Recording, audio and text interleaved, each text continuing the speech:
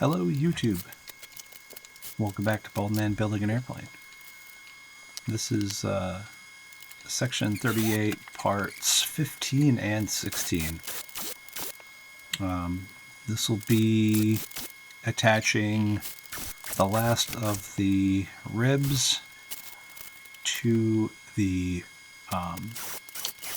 glare shield area, and then basically forming the structure.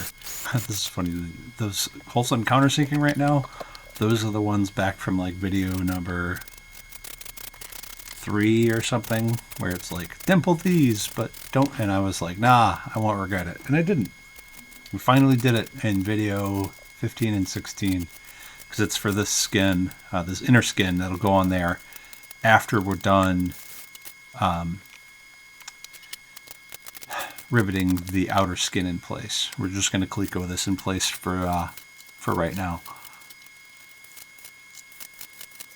And these are not final drilled. They're actually 1/8 inch for 1/8 inch clecos, and 3/32 for 3/32 clecos. So the clecos actually go in a little bit tougher than you're used to in the rest of your build. Again, this is what older Vans builders are used to, you know, not these super finely matched holes.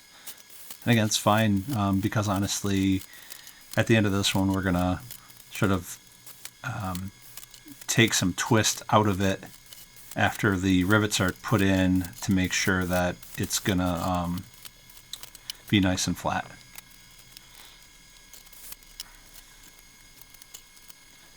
So the inner skin is on, the support braces are on. I think what we're going to do now, yeah, here we go. We're going to use some pop rivets to put the ribs together in the front, which is interesting. Like, I would almost think that these should be solid riveted, but I think the idea is that you want that inner skin in place to really, really hold everything tightly as you form what should be the final shape of the canopy. So it's like, yeah, we've got 8 clecos or however many it is right in the front, like sticking forward, and we'll pop rivet that in place instead of using, you know, having the skin off and doing solid rivets. It's, I guess, better to just have, you know, the skin in place holding the shape, and you do pop rivets. Sorry, hold rivets. LP4-3 is most likely in this case. Yeah, that makes a lot more sense. But yeah, those are a little bit tough to get, so you got to use a little wedge to make sure that you get them in, set properly.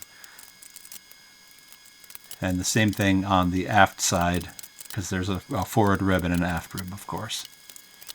And same problem as far as access. I should have used my PRP26A or whatever it is to get those. That would have been easier, but I like this cherry, that cherry puller I have. It's pretty nice.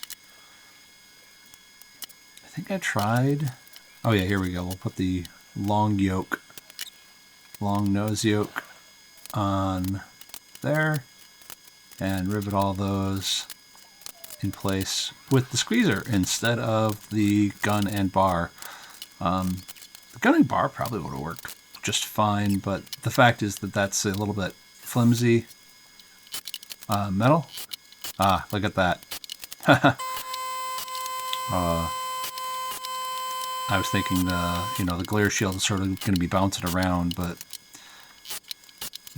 the gun and bar will, in many cases, produce a nicer rivet, especially if you can hold it steady. And by this point in my riveting career, I better be able to hold the gun steady. If I can't do that, what am I even doing here?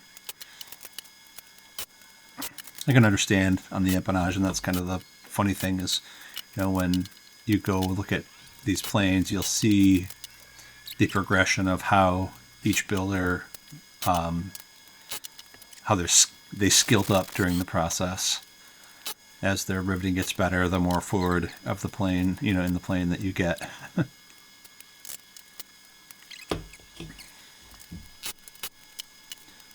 Yeah, So that's all of those external rivets, I think. And the ones that you see on the side there, we can't do those yet because we have to get the side rails in place, which will be the next video. No, it won't. The next video we'll be doing all of the rivets on the bottom skin. But before we do that, we need to slow it down a little bit here. Not much, just enough. And take a look at getting the twist out. I'm going to do the last couple of rivets here of the structure that do not involve the side rails, and then we're going to get the digital level out to measure the twist.